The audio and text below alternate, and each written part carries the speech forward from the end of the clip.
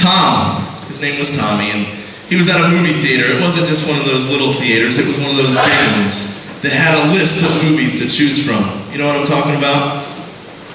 Well, Tommy and his wife were in there watching a movie, and about midway through, Tommy went out to use the restroom. On his way back from the restroom, Tommy looked and saw this little ponytail little girl. And she was so frightened. She was running to each door opening, to each theater. And she'd open it and she'd yell, "Mama!" And then she'd shut it and she'd run to the next one, "Mama!" Feverishly, she ran to each one of them. And Tommy very quickly gathered what had happened. She too went to the restroom, and on her way back, she got a little disoriented to where she was supposed to be, where her mama was. So Tom went over to her and he knelt down to get eye level. And he said, "Honey, did you lose your mom?" She whimpered. And Tommy took her hand and he turned around and he started looking at all the flicks, all the movies. And he went down the list. Friday the 13th, part 5. He didn't think he would be watching that. As he continued down, he saw the movie of Benji. He turned to her and he said, "Honey, were you watching a movie with a little dog?" She said. Well, he picked her up, and she's trusting this man that she doesn't know.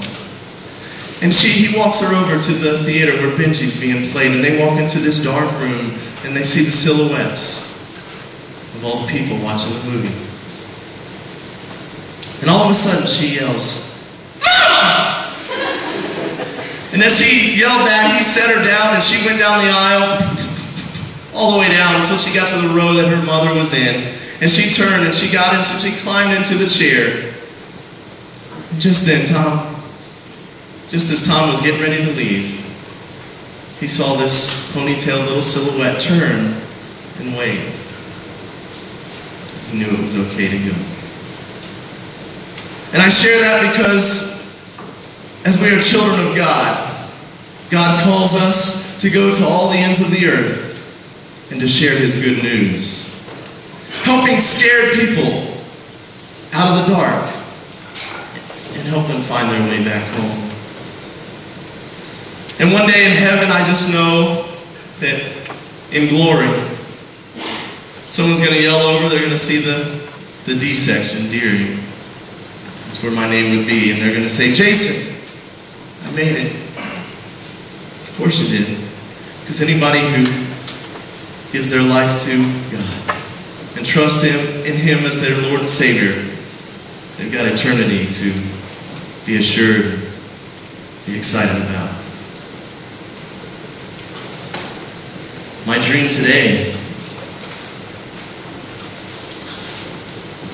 says in 1 Timothy chapter 4, verse 7 and 8, "Train yourself to be godly, for godliness is the promise to the future." The present life that we live in as well as the life that's to come. My dream is to be a godly man. My hands in worship. It's not often enough. I sing a song of joy. But so often I'm reminded of His love, how He's so faithful. So I offer Him the sacrifice.